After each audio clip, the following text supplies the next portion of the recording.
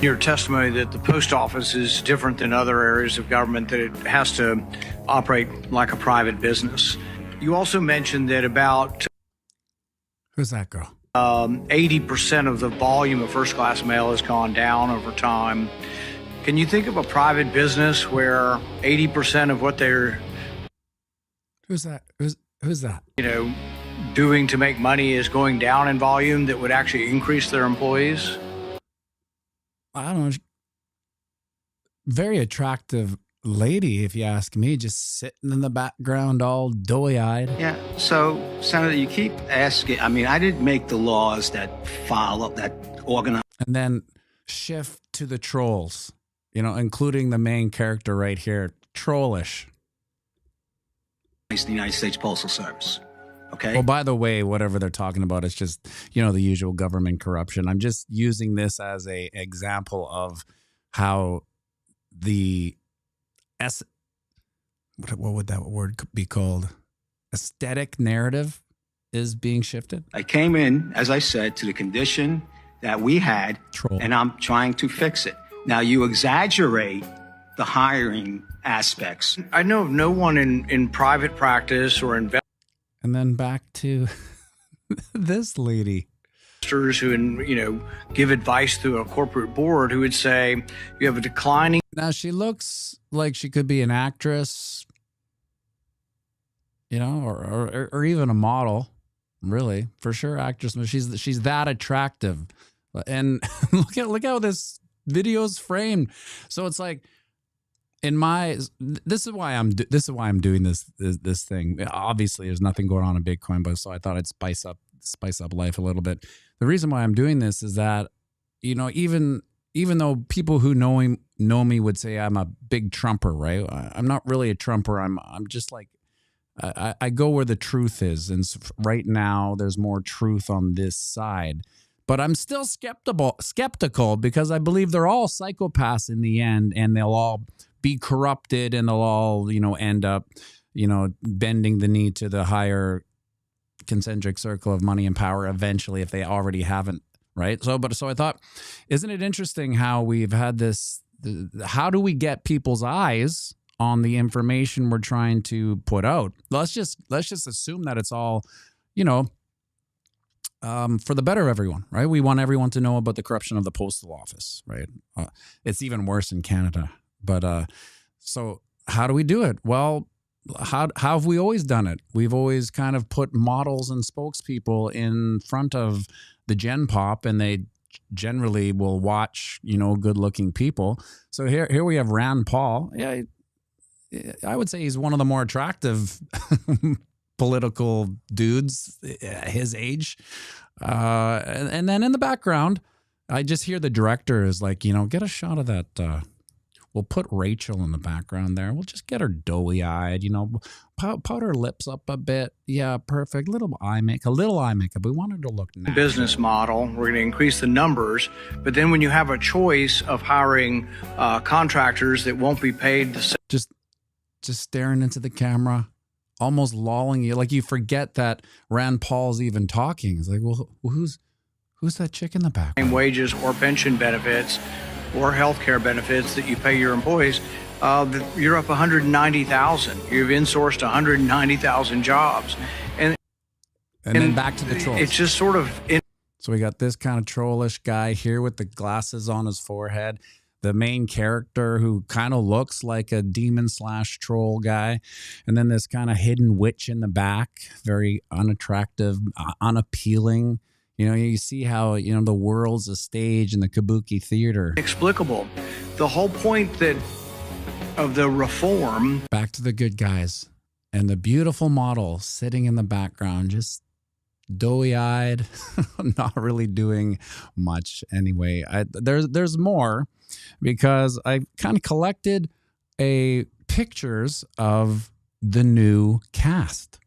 Right? So each administration needs a cast, and I'd like you guys to take a look at how they've changed the aesthetic.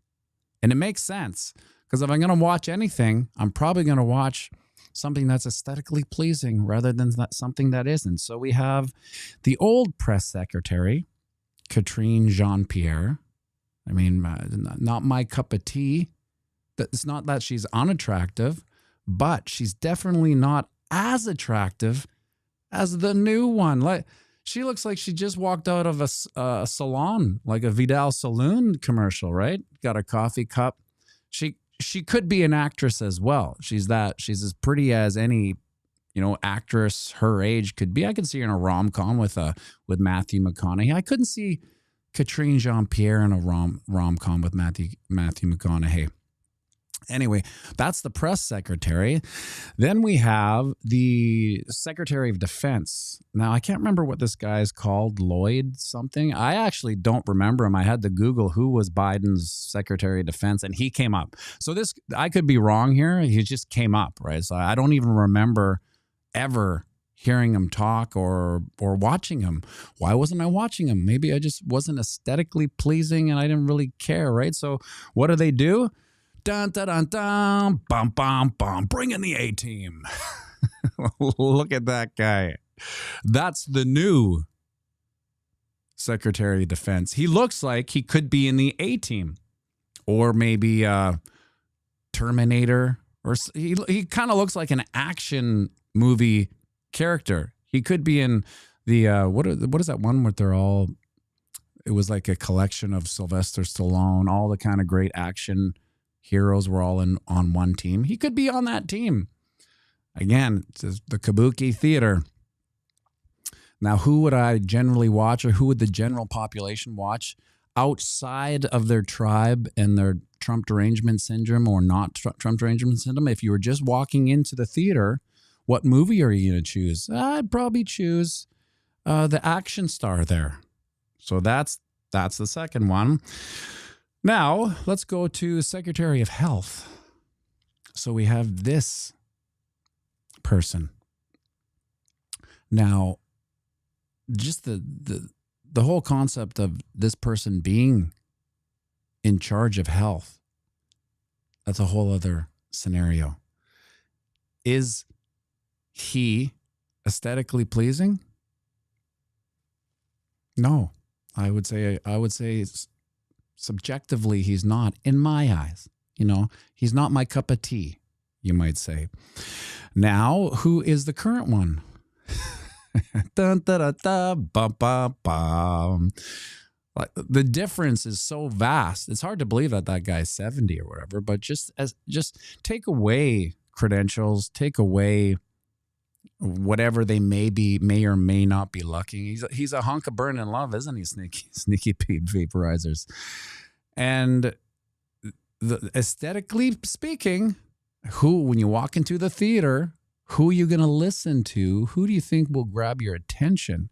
Now, this is just me being objective about the whole political kabuki theater, but it's interesting. 3 for 3, they really stand out as, incredibly better looking than the old administration. And the reason why I'm harping on that is not just trying to degrade their looks. It's just how attention is kept. How do you keep the eyeballs? How do you reach people? Maybe this is the new way they're going to do it. They're going to seduce you with, attractive people. I know sometimes I have to question myself. Like, every time I get on a team, I have to think, well, why am I on this team? Like, what have I been seduced? Have I been co-opted by anything outside of facts? Because, when you think about it, what most guys are going to listen, might not take seriously, but listen to an attractive woman, like the other ones, the press secretary and I guess Pete Hegsworth. There's another one that's coming up anyway. There's a couple more attractive women in the administration coming up that I'm going to check out. So I have to ask myself, am I just being attracted to, the people and then the narrative? Am I getting seduced? Because there's the art of seduction, there's always a hole. The happiest person, the happiest, strongest person always has a hole that a very skilled seductress or seductor, what is a seductor can find. It's part of being a good seductor. So this is this department. Then we have the Attorney General. you know, Merrick Garland or whatever. I wouldn't say he's an unattractive older man. He's more just like a generic older lawyer kind of looking seducer type of guy. Now, the current attorney general is her, Pam Bondi. The difference is night and day. And yeah, youth plays a role in this. You know, we are, it's weird because youth never played a role in this. So historically, dinosaurs ruled the administrative roost, so to speak. And it was like a badge of honor. Well, they have the wisdom, right? Is she 54, E-Money? Wow, she looks great for 54. When E-Money said 54, in my mind, because I'm an age delusionist, I'm like, wow, she's like 30 years older than me. Anyway, she's obviously not 30 years older than me. But so here's the different, you know, the attraction ain't no substitute for youth. That's right. Have you noticed though? There is a substitute for youth. There was never a youthful administration. There's a real interesting demonstration to get to this youthful, attractive aesthetic that, you know, I have to say this for me, maybe because it's the bull run and nothing's happening, but I find myself watching all, you know, press conferences and, you know, speeches and everything. I never did that before. Maybe I just wasn't tuned in. Maybe I didn't see the relevance between, you know, poly-fi, so to speak. Like what's happening here happens here. Maybe that's why I'm doing it. But 59? 59. Scotty Mo says Trump's cabinet is attractive and competent. Right. But now what I'm trying to ask myself, Scotty Mo, is am I conflating the two based on each other? Am I saying they're more competent because they're more attractive? Is it easier to say someone's less competent when they're less attractive? It's obviously easier to like someone more when they're more attractive. And it's obviously easy to dismiss someone or not care or not even like them when they're less attractive.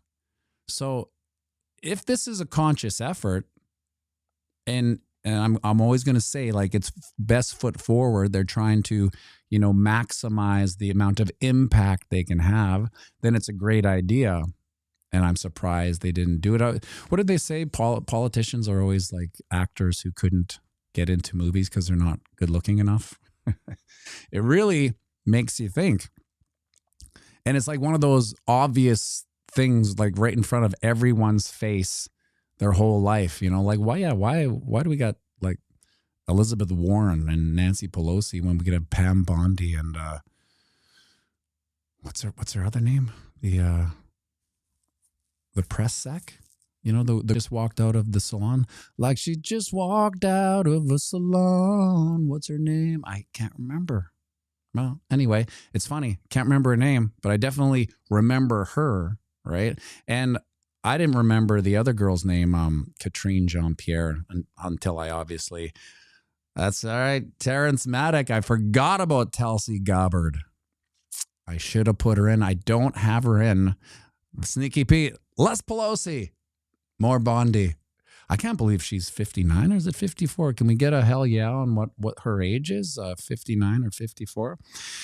Anyway, Tulsi Gabbard is also a hell of a looker. She's a smoke show for, I don't know how old she is either, but whatever age she is, she's quite a smoke show for, you know, for whatever. Earth come Liz Warren, Indian Outlaw. Half parakeet, half hot dog. Sneaky Pete. Randy Hipper, good morning. Nancy P needs to be investigated. I think she will be investigated. I think this is part of the greatest redemption arc I've been talking about in humanity's history. You know, unfortunately, there's no solutions. There's only trade-offs. So what's going to happen is that this awakening is going to uncover more things. So the knock-on effects of this awakening may subvert itself. You know, so for instance, you know, when you wake up, awakening is like being creative. All right. So creative people, if you know any, they're not just creative in one aspect of life. Like let's say an artist, right? A painter, you know, when you talk to them, they're a little off on everything, if you know what I mean. Like creative people are creative thinkers, and they just happen to, you know, aim their skill set at a certain thing, whether it's piano or painting or what have you. So awakening is also, you can't awake to one thing and dismiss other things, right? So what happens is that you awake to, let's say, the corruption of the state. I mean, if you didn't know that before, but let's just say you're awakening to it. It's just like how us as Bitcoiners have evolved. You know, we didn't stumble upon Bitcoin. We kind of searched for it, and we found it. It found us, so to speak. You know, like for me, it was the banking system. It was from trading currency. You learn an uncommon knowledge of how geopolitics and the banking system works. And it led me to, well, how do we save the money system and then the world, right? Fix the money, fix the world, and then you get to Bitcoin. So when it comes to like what's happening now with the political awakening, that, you know, you can see the pushback. Yeah, people don't like Elon Musk finding corruption. It's like, how dare he find corruption? That's how deep some of the NPCs are asleep, right? They don't even know what they don't know or want what they don't want, right? So there's way deeper holes. I mean, this is why it all kind of comes back to Bitcoin, because when you awake to one thing, you search for answers, and those answers usually it's like piano. The more I learn, the less I know, right? As soon as I get to a certain level, it opens up a new level I didn't even know existed. It's like, what? I thought I was hitting the pinnacle. No, I'm in the basement still. There's still a whole, you know, skyscraper of knowledge. So that's what I'm saying. This political awakening will awaken people to other things that are even, you know, more crazy, you know, like timeline, calendars, history, right? You know, what is our history? Who wrote it? When did it come? Are we to trust it? You know, anyway, we'll leave that one at that. I have one last one. Trump's lawyer, Alina Habba. That's a nice looking lady, you know, and she's a little bit of a ravenous pit bull when it comes to the law. You know, she's a litigious fox, one might say. And now I couldn't find a Biden lawyer. And now someone will say, well, that's because he didn't need one. Right. Anyway, that thus concludes the narrative, the Kabuki Smoke Show.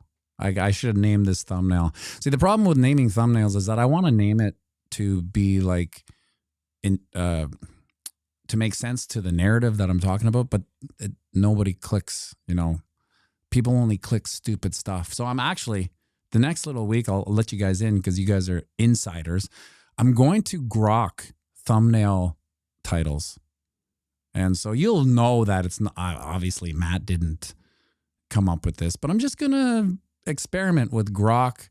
You know, I'll put in, say, like, give me 5 Bitcoin YouTube clickbait titles. So you'll see them rolling out. And now you'll know, because you guys know my jive turkey, right? You'll see, like, pianomattyb didn't write that. Throw some hotties on the thumbnails. See if it works. That's a good idea. Yeah, I have done that. Now, the problem with throwing hotties on thumbnails, Scotty Mo, is that it depends on where we are in the swing of things, so to speak. So, like, for instance, let's say the price spiked tomorrow, like we saw, like it went over 100K. There'd be more interest in Bitcoin YouTube, and so and that's like I put some hotties on the thumbnail. Wick. You are funny. He can't throw Kyle on the thumbnail. And then it would get more engagement. And then I would say, oh, it's a hotties. right? And then, down in the dumps here where no one really cares about Bitcoin, I could put like the Thunder from Down Under wick if I really wanted to, and it wouldn't really move the meter.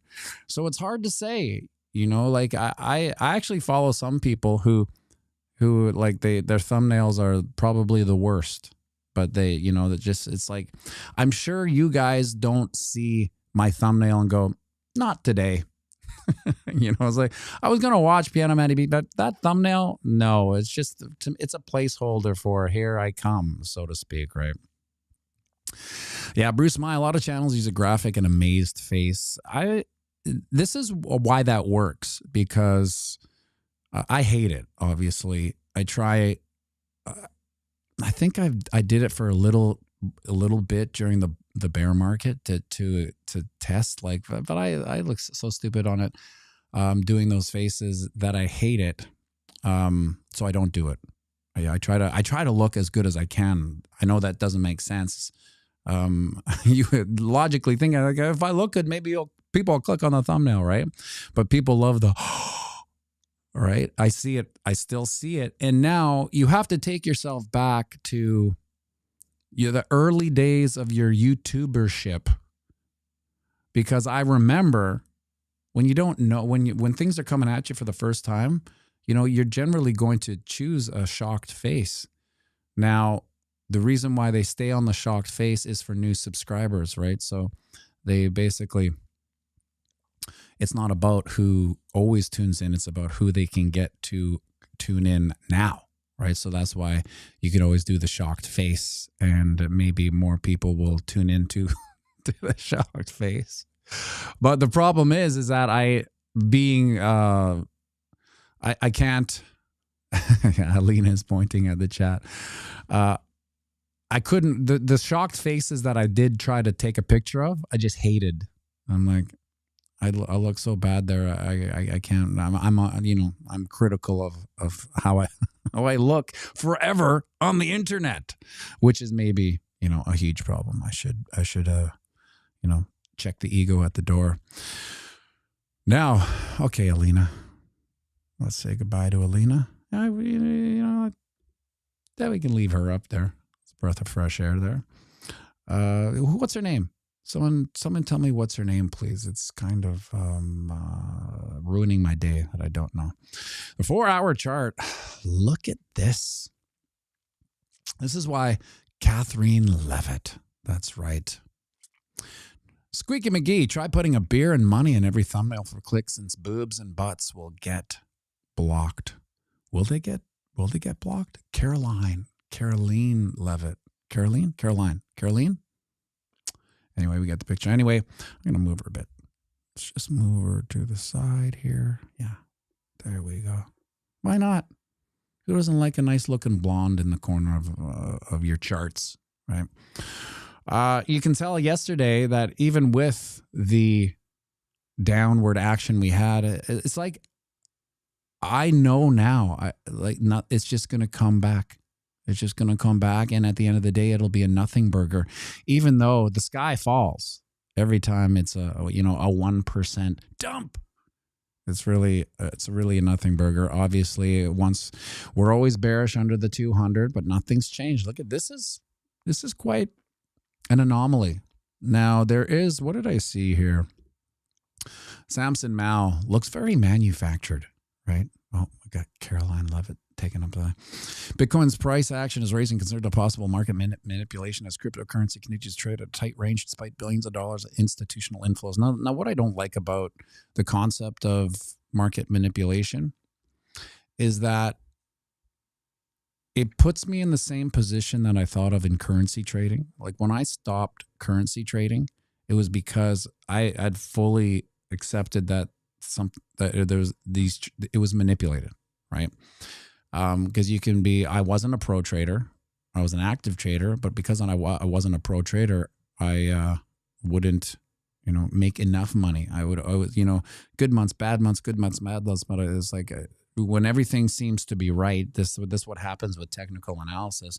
The probabilities can go on you. Like there's 75% chance of something happen. There's 25% chance that it won't, right? And depending on your trading practice, you may go, you know what, this is a tough month. I need to make more on this trade, and then it goes south on you, et cetera, et cetera. But that's why I exited the market. Now for me, when I see this, market manipulation, you want to call it, I'm not sure.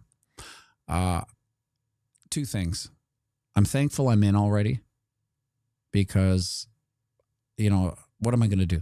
I'm just holding anyway, right? So it can be manipulated to the cows come home. And we've been talking about this manipulation forever. It's one of the reasons I got a silver and gold, because it was like a losing team, right? You can only be on a losing team for so long till you just want to get traded, right? So if you're a gold bug and a silver bug, which I was, and in my heart I still am, I'm just a hard money, sound money type of enthusiast, right? But the manipulation was so crazy that it was just absurd, and if that comes into Bitcoin, which, I mean, you have to expect manipulation if the same people that are manipulating gold and silver move over to the Bitcoin sphere. You have to expect that the same behavior will come. And if that is the future of Bitcoin, well, you just got to thank the lucky stars that you got in when you did, because now you're just going to ride it up. And yeah, they can manipulate it. And we've heard this one. So how many times have you heard this one? You can't keep a beach ball under the water for that long.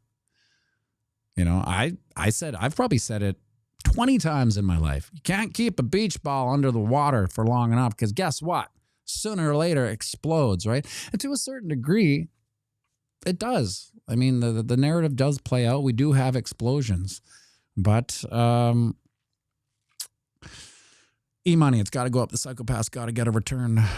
Yeah, and I think that the difference is what, with a long time or low time horizon, the satisfaction is I can wait as long as they can, so to speak. As long as you have your ducks in order, you have your burn rate for the cost of living, and you can just sit your investments on the sideline. If they want to manipulate it and get all their cronies in there and then let the bags pump, fine, that's fine.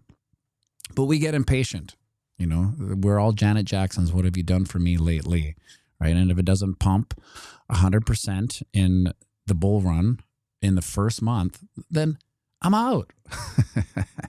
Now, obviously, people on this channel are probably longtime hodlers too, so it doesn't matter. Yeah, it's not fun. It's not exciting, but, the reality of the excitement of the bull run, or any year in particular, is that there's a dozen days of it going up. A dozen days, roughly. Think about that. 12 days in a year that we have that, face melting move. And the rest, we're just sitting here peeing into the wind. Look at this daily chart. It's crazy. We have for sure built out this right shoulder, this head and shoulders pattern to a T, really.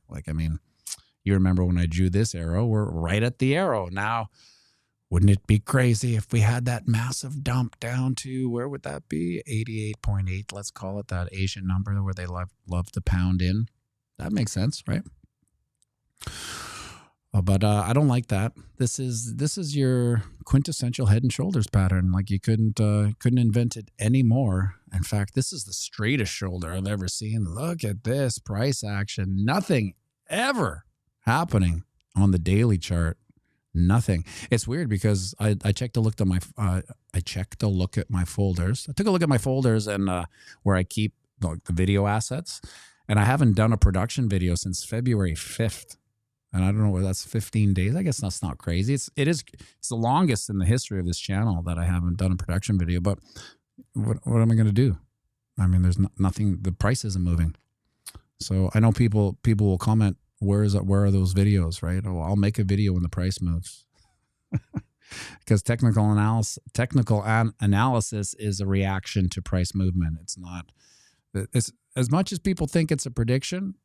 you know, where the probability of the price moves, it's really a reaction to the price moving. You know, after this move, it will likely do one of two things, go up or down. That's TA in a nutshell. And now we look at the weekly chart. Remember, look at when did I draw this? November 24th.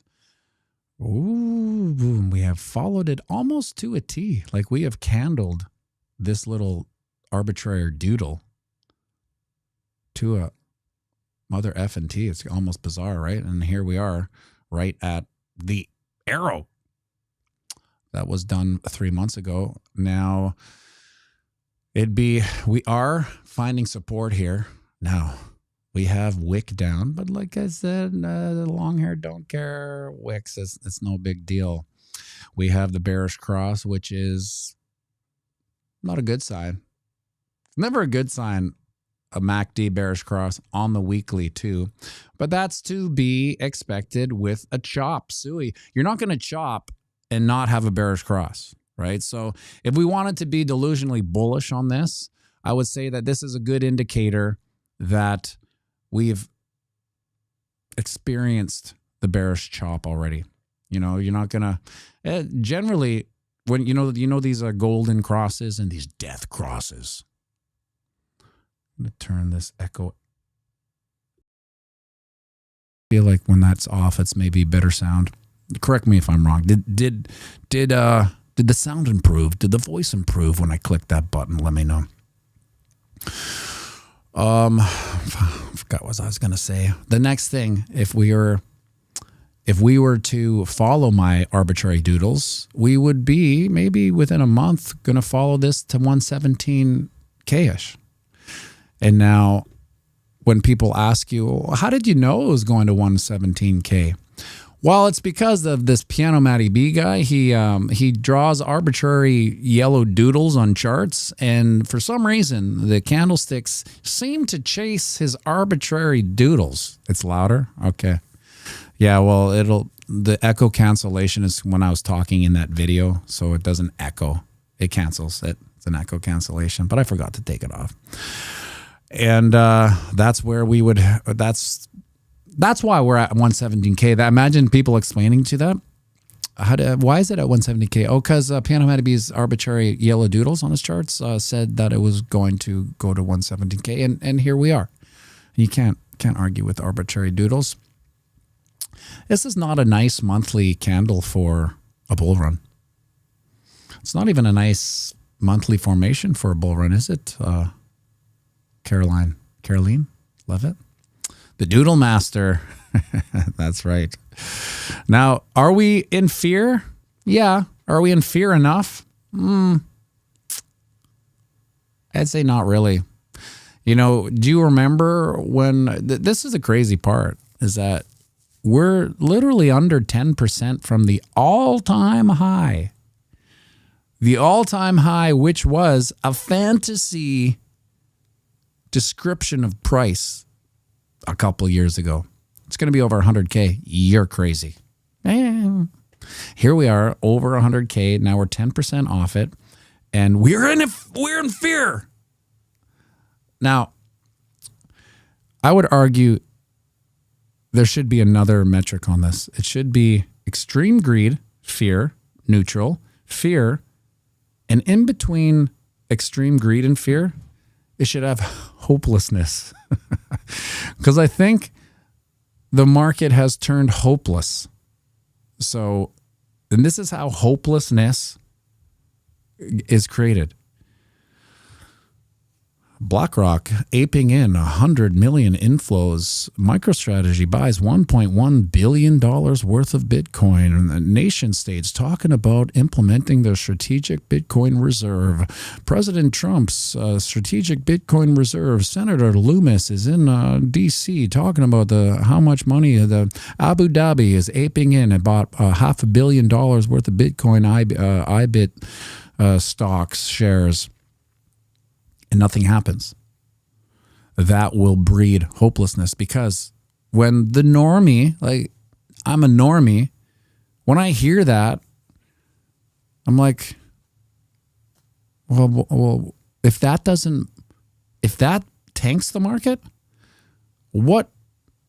puts the market up?